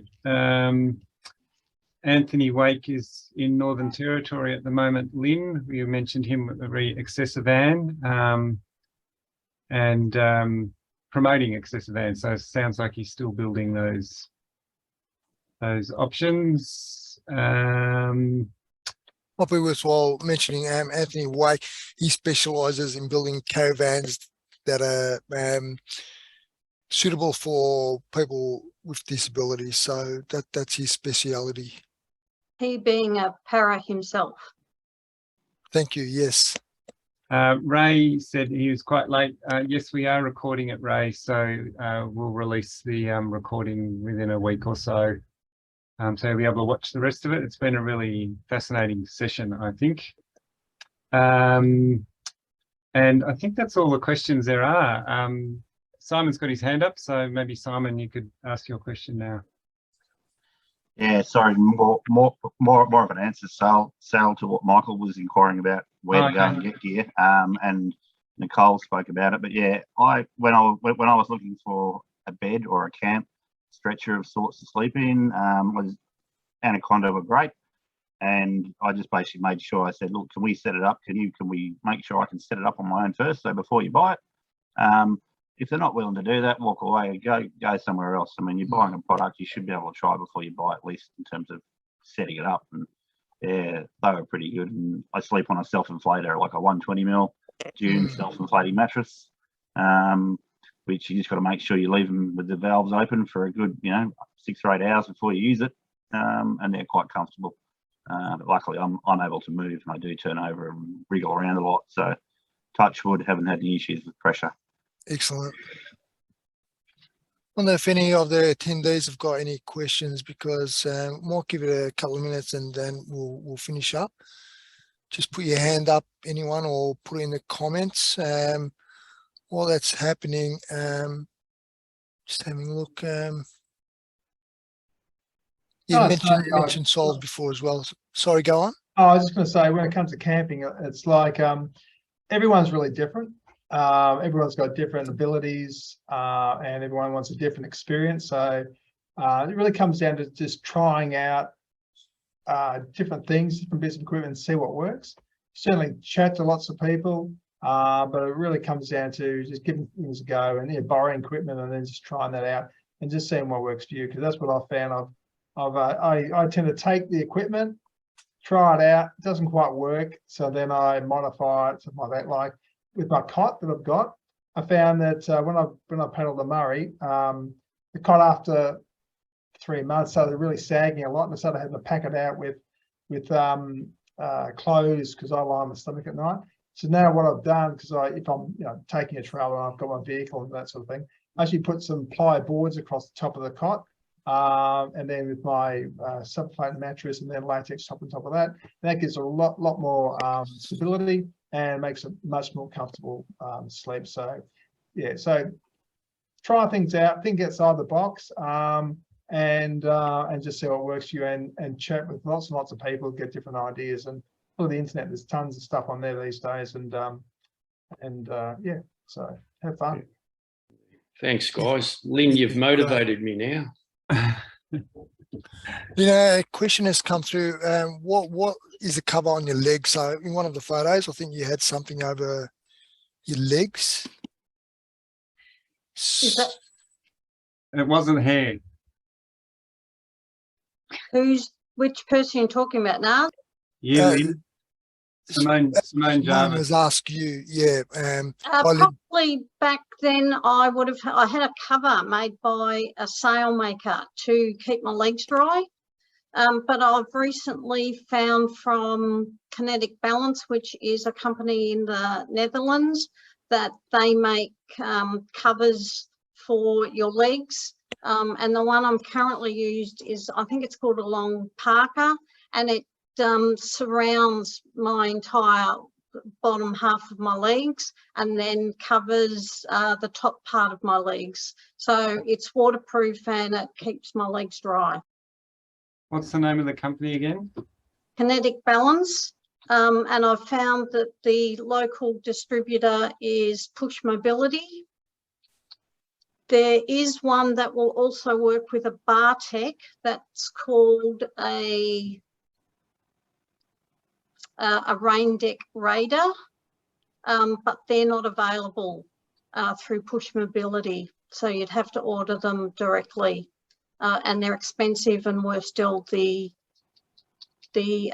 postage is expensive. Yep, that one that you can see there is piece of canvas, basically sail canvas, that I went and saw a sailmaker and said, could you construct something for me? And he did. Hopefully that's the photo Simone was referring to. Yeah. Yeah. I'll just pop it in the chat, Simone. Yeah. And I think I might finish up there. I know we've gone a little bit over, so thanks everyone for your time. If anyone's got any questions, look out for the video that's going to come out, because along with that, we're going to send out some contact details, and a lot of these links that we talked about we'll have in a document as well. So I don't think there's any more questions coming through. I just want to thank everyone, including Amber, Alison, Elysia, Dave, Andrew, Noel, Lynne, Simon, Michael, and Nicole, and you too, Sal. Thanks very much. It's always great to see these webinars go over in a way, because it just means, you know, people are interested in sharing this information. And yeah, hopefully we can have a part 2 along the way if people want to find out more details. I don't know, Sal, any other comments from you? No, I think it's been a great panel, lots of knowledge, lots of great ideas, from the rough and ready to the glamping. So fantastic. Are we going to have our all in at the end, or? Oh, we can, yeah, we can now if we want. So yeah, just wanted to, if Amber, Alison, or the rest of the panelists, if you have to go, yeah, really appreciate your time. But what we're going to do now is all of the attendees, we're going to bring them into the screen that we're looking at now, in case they want to have a bit of a discussion or speak some questions.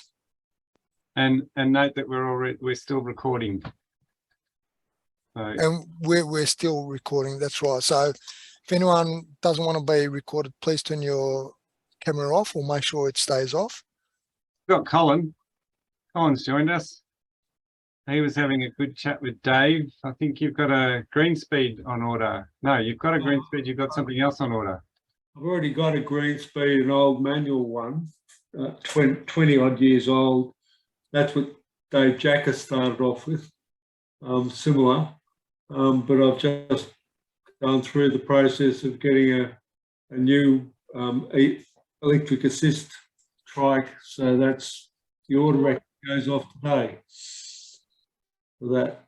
So that's exciting, but you won't know yourself. What? You won't know yourself when you get that. Yeah, it's I think that's one of the beauties about all the power assist stuff around these days, is that it really opens up the whole world to people with disabilities. So that's what I found, you know, with my old green speed, like you, Colin, you spend you know, 5 or 6 hours and only going, you know, X amount of a certain distance. But now with the power assist on it, you can go as hard as you want with the least amount of assistance, or have lots of assistance and go for kilometers and have a lot of fun and get out with other people, and instead of lagging behind, you can actually be racing past them. It's all good stuff. And hopefully get some fitness in. Well, that's right. But I used to do a lot of camping. I'd go away each year, water skiing just on the banks of the Murray at Waikerie in South Australia. And we had no running water, no power, just a slit trench. So it was kind of the bare necessities, but we had a wonderful time.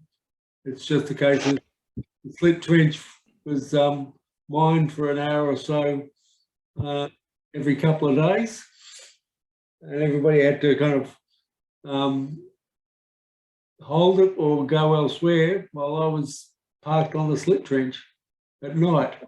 But it was a case of I got by with that, just a blow up queen size mattress inside a 4-person tent, and that worked quite well, but I was a lot younger then. Yeah, camping's basically a case of you try and get away with the minimum that you can socially and physically get away with. Luckily, I had some strong mates, and so I didn't need to have a hoist. But yeah, it's a case of, to me, that's the way to really enjoy it, is just the minimal. But you know, you got to make minimal to limited by what you can and can't do. Tim, you've got your hand up. Oh, yes, I was just following on from what Dave was talking about green speed bikes. Someone contacted me today from a bike refurbishing organisation. So this isn't a Solve thing, but they've got 2 late 80s green speeds that have just been donated and fixed up, and they're looking for them to go for free to a new home. So if any of you, Nicole, if any of your patients or anyone else would like to see if one of those green speeds would be a good fit for you, I'm just being the conduit of providing the knowledge that someone out there wants to see them go to a good home. They were donated by a widow of somebody, but they've been loved and they've been restored back to their former glory. So they're in fantastic condition. But, you know, they're an older style green speed, but I think green speed is still in many ways probably the gold standard for hand cycles. So if you're interested in learning more about those bikes, reach out to me.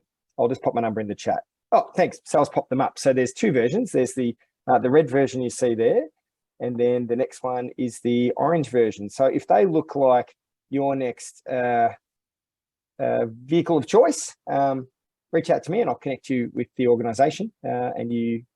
I'm even happy to go and pick it up and drop it off to you if you need access to a van or something. It'll get me out of the office. Anyway, just passing on that news in case someone's particularly keen to follow in Dave's footsteps and go for a big ride or a small one.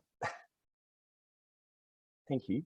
As someone who's been watching the hand cycle scene for the last 3 years, I'm also involved in helping breaking the barrier, open up at Lake Mountain for the adaptive mountain biking.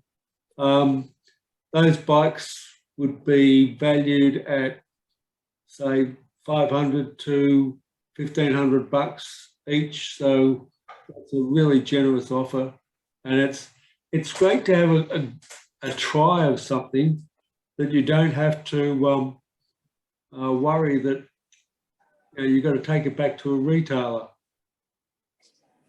So that's a really great offer for someone who wants to try it. So very generous of them, Tim. And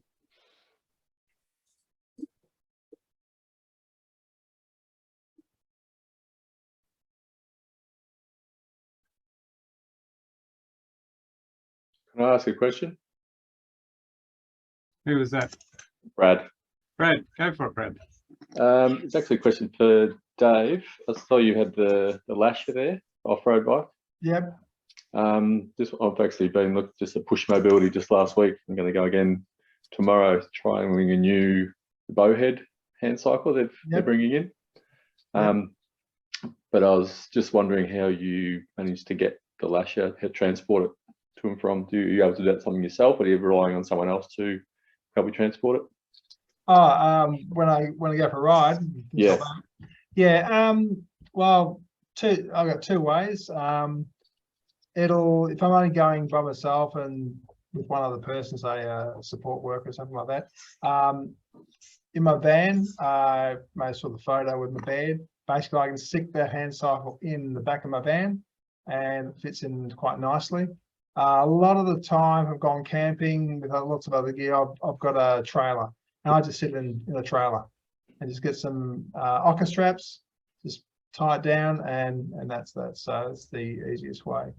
Okay. So yeah, it's the easiest way that I've found. So depends what kind of vehicle you got, I guess, but you can always, you've got roof racks, you'd always put it up on top of a roof rack, but as long as you strap it down, just don't go through any low carports. Bit difficult to get it up there yourself though. It is exactly, yeah. It just depends on what your you've got assistance or whether you need to do it yourself. I know they actually make a rack, traveling rack, Elysia, in the US. I've never seen one here, but they've got a winch on it, so you can actually do it all by yourself. So if you're going to invest in Elysia and you want to get it on the car yourself and without a trailer, and if you don't have a van, then that's an option too. So you should check out the website. Yeah, I know the bowhead that I'm looking at. They do make a rack for it. It comes from a Canadian company, so they do have a rack that fits on a tow bar fitting on the back of your car. Okay. I've got a wagon, a station wagon, so unfortunately it won't fit. It's too high to fit in the back of my car. Yep. But and I know someone mentioned the G-Trike earlier in one of the conversations too. I know Bryce and Mark from Melrose make a custom rack for the G-Trike thing as well. Yeah, there's a few custom racks that people have got as well. So but yeah, I was going to mention the Bowhead have one. I don't know if they've got that in stock or not, the rack. No, they haven't yet. They've only just got the Bowhead RX here for sampling now. It's only just been in the last month or so, but they haven't got the rack as yet. But the Jackson from Push was suggesting, rather than spend, I don't know how many thousands of dollars it is to get the one made from Canada, that look at a local retailer who can custom make something similar. But are you aware of anyone that would do that? I could ask a couple of people, but are you part of the Adaptive Outdoors Facebook group? I don't think so. Doesn't sound familiar. I'll look it up. We can put the link in. There's an Adaptive Outdoors Facebook group, which there's quite a few people who are using a range of different types of adaptive mountain bikes. And yeah, I know there's a few different trailer options as well. I think Campbell may have had something custom made. So yeah, you might get an answer on there, but I'll ask around a bit too. Yeah, that'd be great. Thank you. Is that not something Sol could help with? Possibly. Thumbs up from Tim. Yep. Now, Tim, you've got your hand up, so I assume it's a legacy hand. So I'm going to go to Michael. You've got your hand up again. Yep. Yeah. I've just Lynne, I've direct messaged you just to with your follow-up offer of giving me tips on Alice Springs. So yeah, thank you. And at that, I've got to leave, guys, but thank you so much for providing this platform for me to discuss with you guys the indoor climbing, and also for you enriching me with the ability to actually fulfill my dreams of camper vanning and whatnot. All Fantastic. Right. Thanks, Michael. No worries. See you guys. Cheers. All right. And Nicole, you've got your hand up. I'm trying to take it down, sorry. Oh, I can do that for you. Look at that. Thank you. All right. We all done? Looks like it. Gone. So, thanks everyone. Thanks everyone. Thanks Brad for joining in. Thanks for our panelists who are still there: Dave, Nicole, Noel, Andrew, Lynne, and Naz. Thanks for emceeing. Thank you. No worries. Thanks everyone. Yeah, thanks everyone. Ray just asked for the adaptive Facebook page.